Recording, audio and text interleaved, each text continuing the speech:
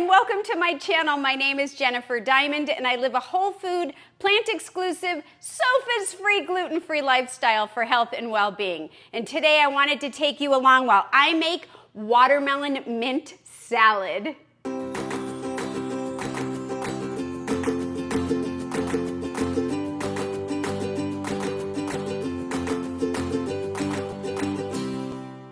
So it's really starting to get hot where we live, and fruit is always a refreshing way to stay cool. And so there's nothing wrong with just cutting up fresh fruit and eating it or refrigerating it. I love it that way, but I thought I would spice it up a little bit and bring you along. So today I wanted to cut up a watermelon and mix some other goodies in it and show you a different variation to make a beautiful fruit salad. And you could, of course, eat it yourself. It's great for potlucks or family gatherings or neighbor events or whatever you might want to create it for to share. So I am not an expert at picking out watermelons, but I do know a few tips that have worked for me. And so the first thing is, I like to find a watermelon that has a little bit of a yellow spot on it. And this one does. Here, I'm gonna show you. It does have some lighter colors, which I also like. And what that means is that it's been sitting on the ground, sitting on this, the ground right here is probably this way. Does that even make sense? Maybe it's this way. And that's what, and this is where the sun hits it? I don't know, leave a comment below, let me know, am I mixing this up?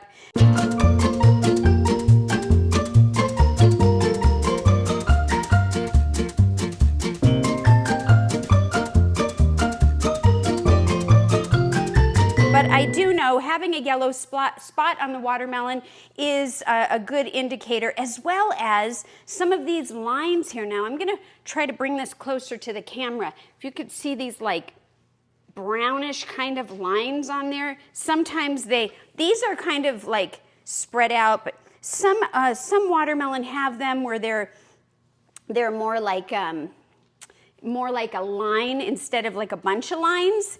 And that usually is an indicator that it was pollinated, there was a lot of bee action, and that it should be sweet.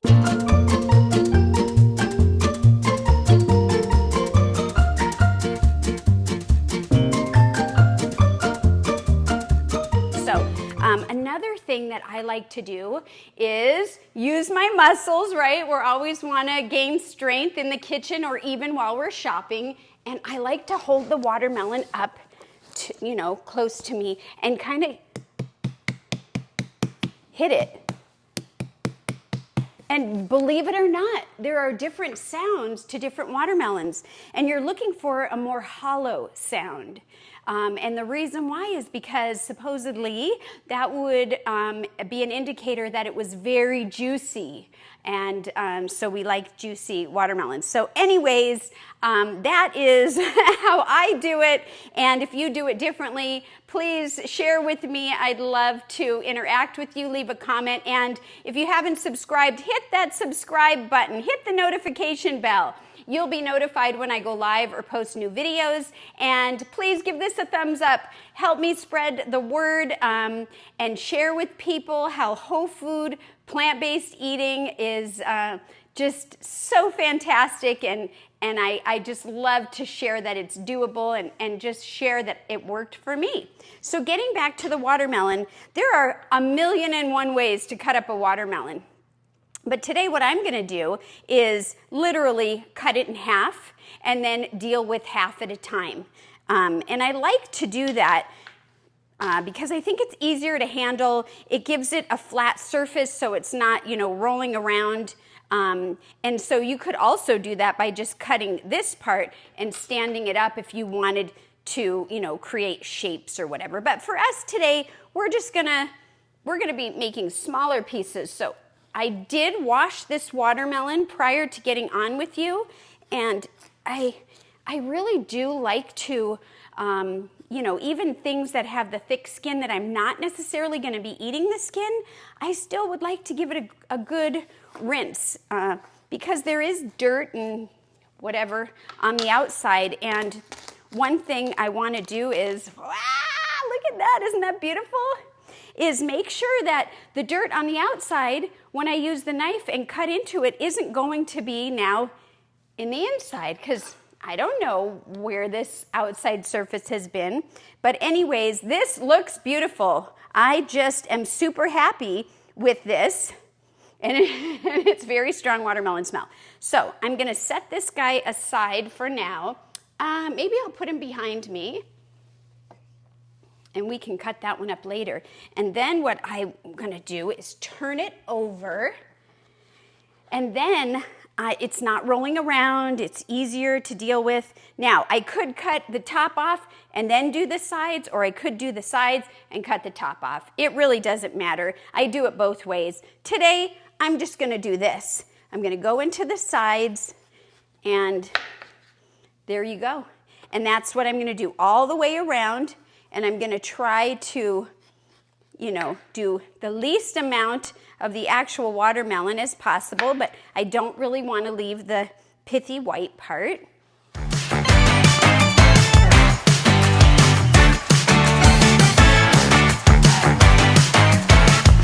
And then I just want to cut off this top part. There we go. Now, sometimes I feel like, oh, there's some here and I could use it. And yes, believe it or not, I do waste time trying to save every last bit, and I will. And here I go. See, because look, that's a good piece right there. So I just try to do my best to, get as much of it as possible. And you don't need to do this if it doesn't matter to you. But wow, look, there's a lot. So I think I went too deep into the top. But at any rate, here we go. We have some extra pieces, and I can add them to our salad, or I can just put them aside and munch on them, or put them out for my family. But there's no real reason for me not to eat this part. I also sometimes use watermelon in green salads. I mean, there's just a million ways to do this. So let's get back to what we're doing today. And I'm just going to take this little guy off. Okay. So for now, I'm going to set these aside. Let me get this out of our way. So then what you could do is, you could do what I'm going to do, which is go on the side, flip it on its side, which is not the greatest in terms of it's a little wiggly. So if you don't feel comfortable doing this, then you could leave it the way it was, and I'll show you how to do that. And then I'm literally going to cut some slices all the way down and have like some wheels, some circles. I don't think this went all the way through. And this one, there we go. And this one I think I'll make a little bit thicker.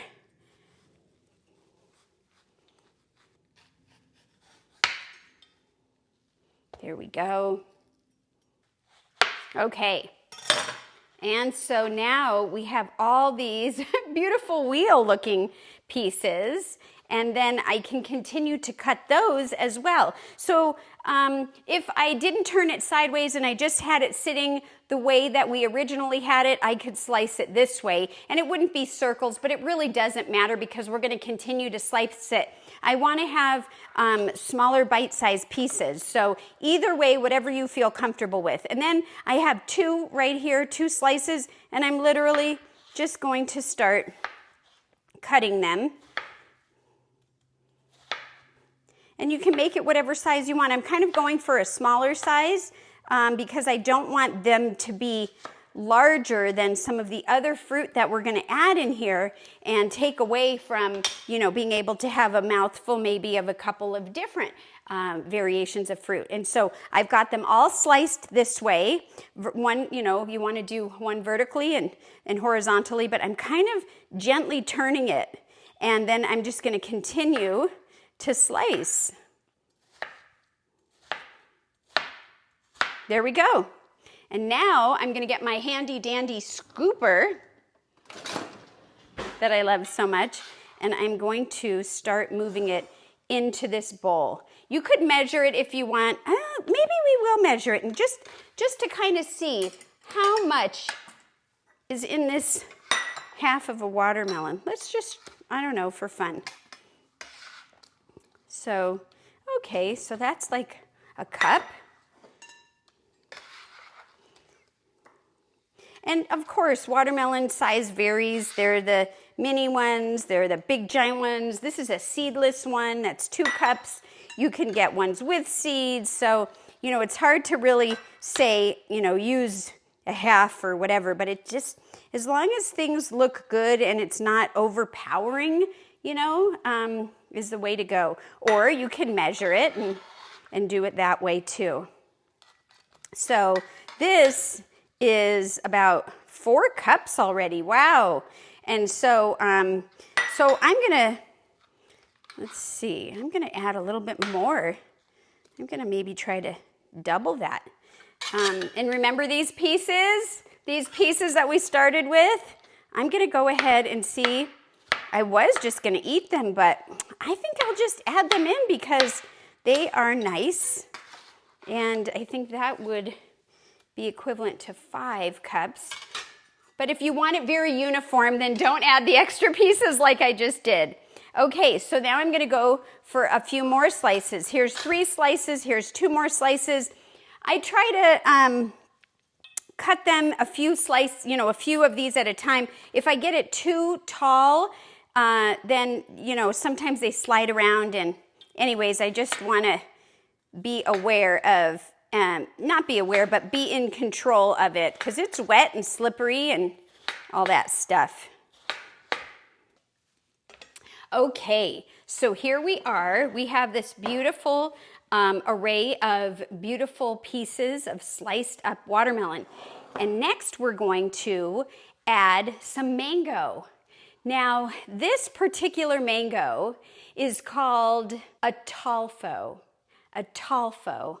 I sometimes forget the name, but there are so many variations of mango. I like these little mangoes. They're usually very sweet, and there's also another one that I get that's like a larger one. It doesn't matter. You can use any mango. You can even use frozen mango. I have some frozen mango here as well, but I kind of wanted to show you these because I wanted to show you how to cut into these if you're not familiar. And so what you have to remember about these is there's a pit in the middle, like a big pit, like almost the size of it. And so you can't cut it down the middle. You have to cut it slightly over to each side. And I try to do my best to get as close as I can to the pit and then do each side. And it'll let you know if you're getting into the pit, which I just kind of felt it right there. And then what I do is I take it and I just kind of slice around it because these sides have really good, beautiful mango that's very yummy, and we don't want to waste it. And then I go to the other side, and you know, you just have to be patient with yourself. And what's the worst thing that could happen? It doesn't come out beautiful, so what? You eat it. That's what I do. And then get another one and try again. So here we go. Now this, you can't really see the pit yet, so maybe I might want to see if I can cut any more off of it. And maybe I don't. Maybe I just want to, you know, give it to my grandbaby or myself, and we just can kind of eat it. So, you know, I think I will do that in a little bit.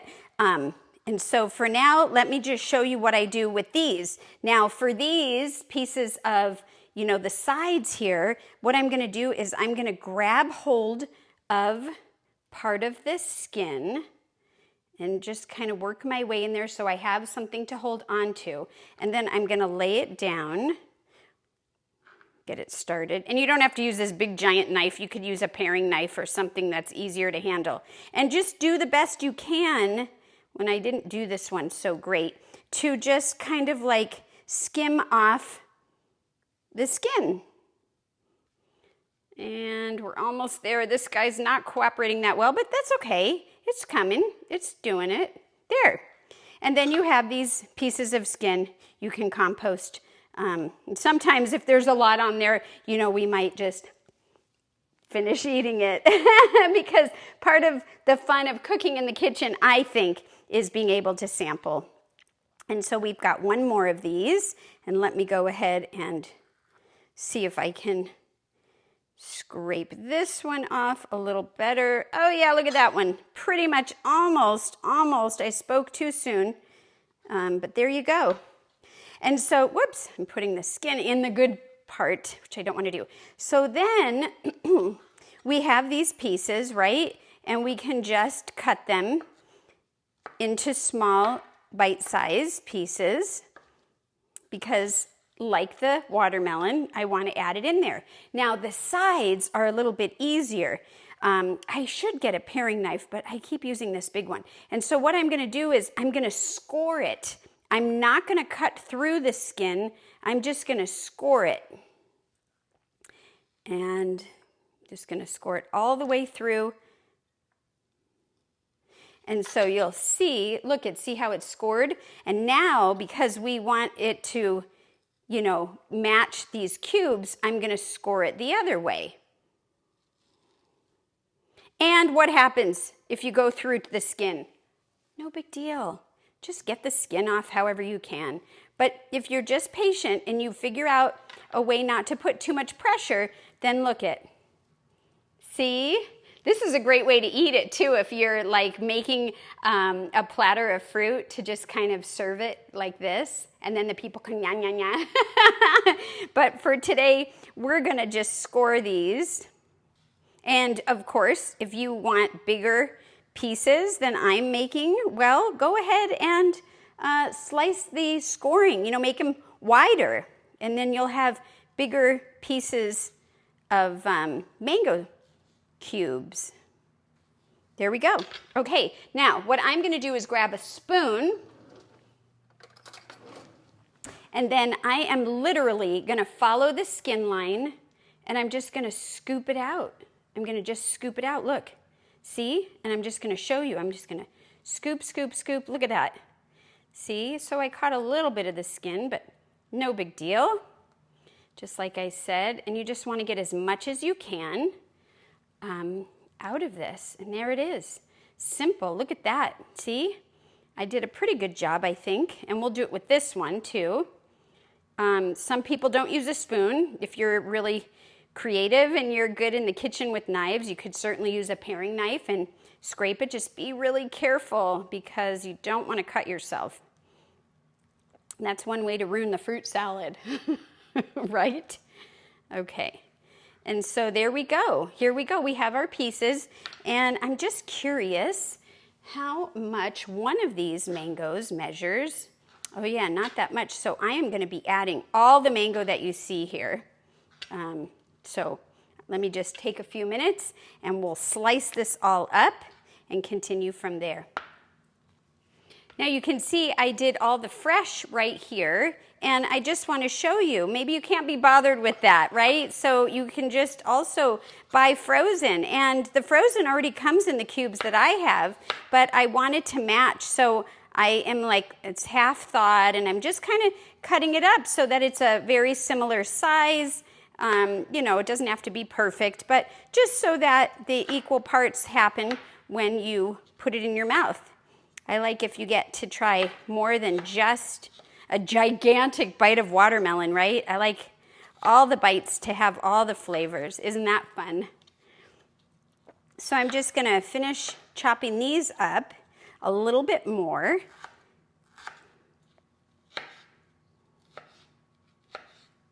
And you could use that technique for getting it off the skin on other, mangoes as well. They all have a pit in the middle. I mean, I say they all. I'm not familiar with all of the mangoes in the world, but I am familiar with definitely two. And the other one is kind of, I don't know its official name, but it's a round, it's like a bigger one. I'll link a picture here. It's got like some greens and reds on it. And that one you can do the same way. And my slices are pretty good. Just trying to get it. And this is still cold, so my hands are a little frozen, but if you are using frozen mango, you know, and you have the time to just let it thaw, that is also really great.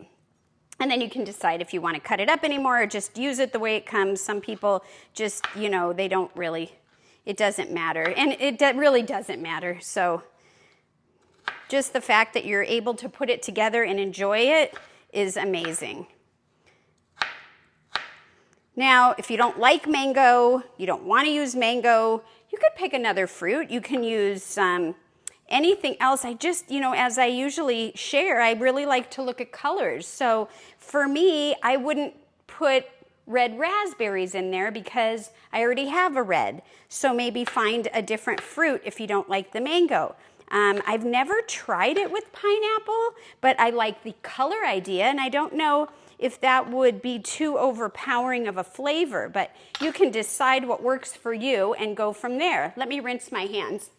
Okay, so what I'm gonna do basically is just take the mango and pour it in here. And I'm gonna pour all of the mango in here. I didn't really finish measuring, but you get the idea. You just wanna make sure that it's, you know, maybe not as much as the watermelon, a little bit less. Doesn't have to be equal parts, but just enough so that one isn't overpowering the other. Another thing we're gonna do are blueberries. And I washed these and then I started to snack a little, and if you see that my tongue is a little blue, well, that's why. So I'm just gonna dump those in there. You don't have blueberries? Use blackberries, use boysenberries. Just think of the colors and just try to choose something if you can that makes the colors pop. So let me move some of this out of the way because we're ready to move on. Okay, so let me get a spoon so that I can begin to, I would like to toss this. So I'm just gonna gently try to incorporate the fruits together. And isn't that look pretty? Oh my goodness. And you know, it looks like there's a lot of mango in here. So I'm just gonna keep mixing because I know we had a lot of watermelon, but let's say you wanted more watermelon. Well, we got a lot more over there, and maybe I will add a little more watermelon because I think it's just, I'd like a little more red in it. And so this is what's so great about it. You know, you can just do what you want. And since we have all this cut up, I'll just add a little more to it. And really, really make a nice, big, beautiful, bright dish here. There we go. That's what I'm looking for. But, you know, if you liked it with less watermelon, well, then don't add more watermelon.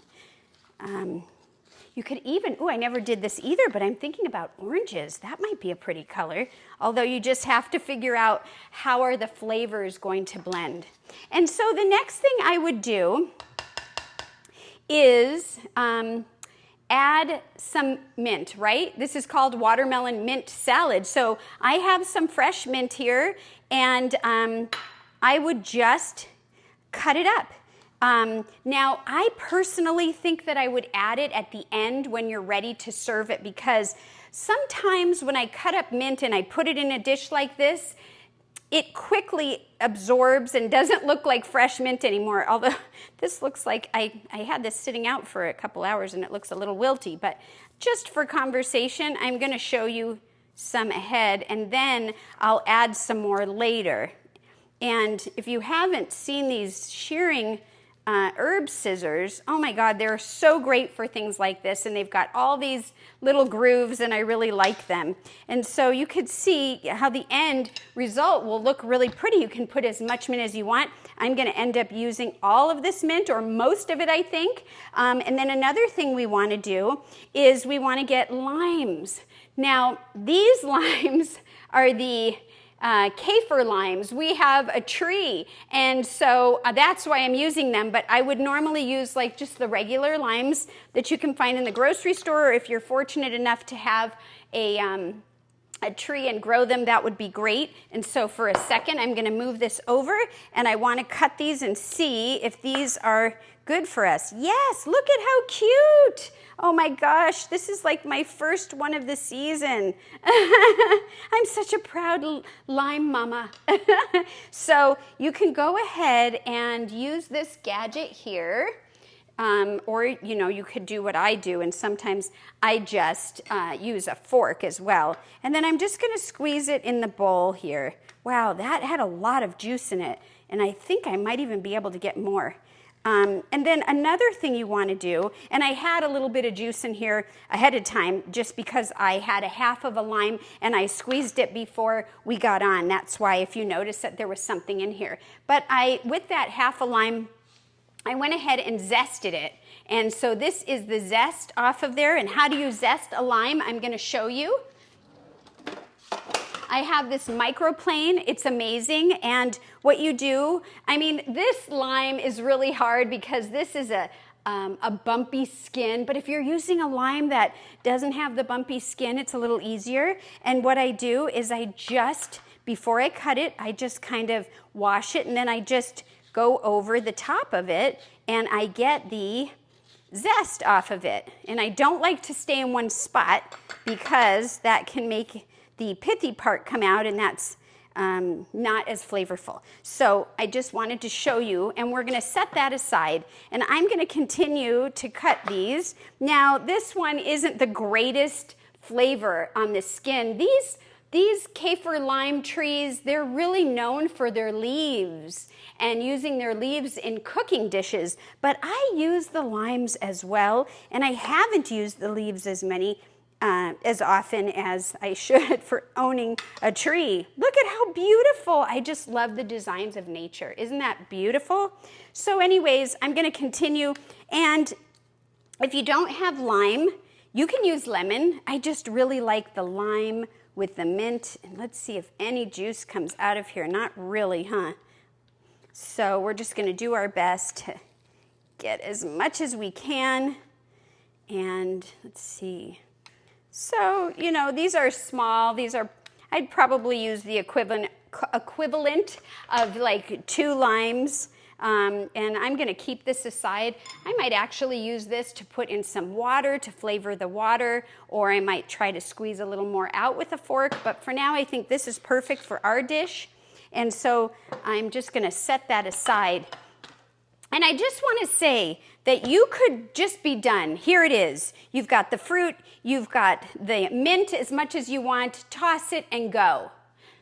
But if you want to just give it a little more oomph, I thought together we could make some kind of a dressing for it, and you can try it, and it's a really good dressing. So let me do that. I'm actually gonna move this over here and use this bowl for the dressing.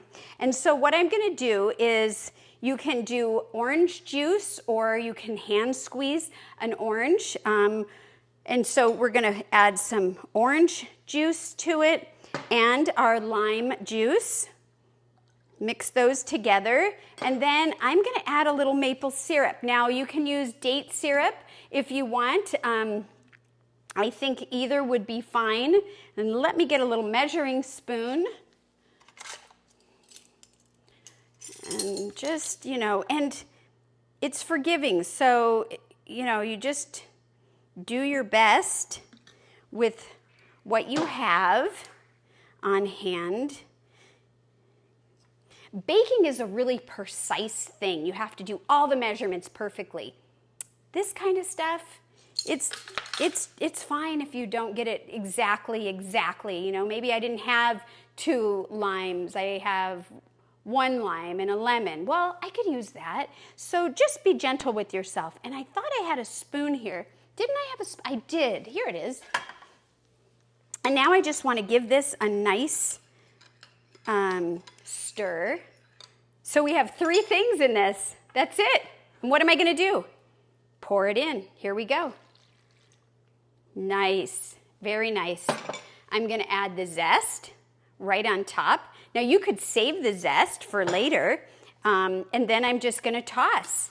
And I would welcome, like I said, adding all the mint. I think I am going to add more mint now because although this probably won't get eaten until later, and you can see already, see how the mint just instantly gets kind of like lost in there? That's why I really like to add the mint right before you serve. So you just mix it though, the best that you can. Let's cut up a little more mint and let's try it. This is it. This is our watermelon mint salad. I'm so excited.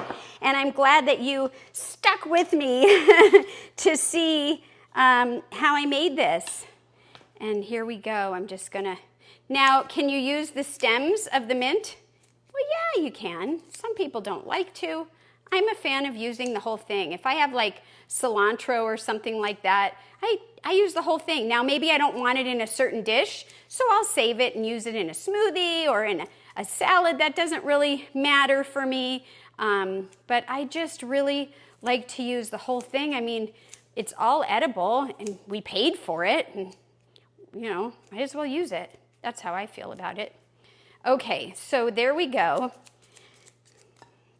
And I think what I'll do is maybe I'll continue to cut this up in the bowl, and so that I'll have it ready to sprinkle on once I'm ready to do this whole, serve this whole dish. Because mint, oh God, I really, really enjoy the flavor of mint. And there are so many kinds of mints. I've actually grown a couple, and they say you can't kill mint. Well, I have, unfortunately. I don't know if it was because it was a desert thing and it was that hot or what, but it lasted for a while. Anyways, I grew some spearmint, and I've grown chocolate mint. And I have a friend who's done peppermint. I mean, there's so many variations of mint. So I say try them all, or maybe look into trying one that you haven't. Even if you're not growing it, you can find this stuff in the specialty stores, I think. So I did leave out a few of these, and I'm just going to pop that either in my salad, a smoothie, or I might even put it in the veggie broth. But mint, when I haven't really done yet. So here we go. This is the rest. So I can, sprinkle it on now, and I'll definitely add the rest later. So let me get a bowl. Let's taste this. Look at that. Oh my goodness. And the juices from the bottom are just gonna be amazing. They really add some really fun flavor. And like I said, you don't want it, then don't use it. But for a fun party, for something different, you might enjoy having this little bit of a flavor. And then here I go again. This is also the time that if I wanted to, I could add a little bit of that zest. And here we go. All right, let me get a fork.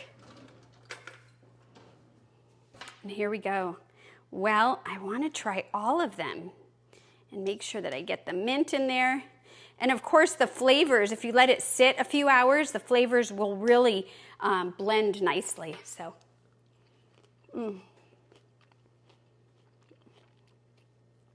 Oh my gosh.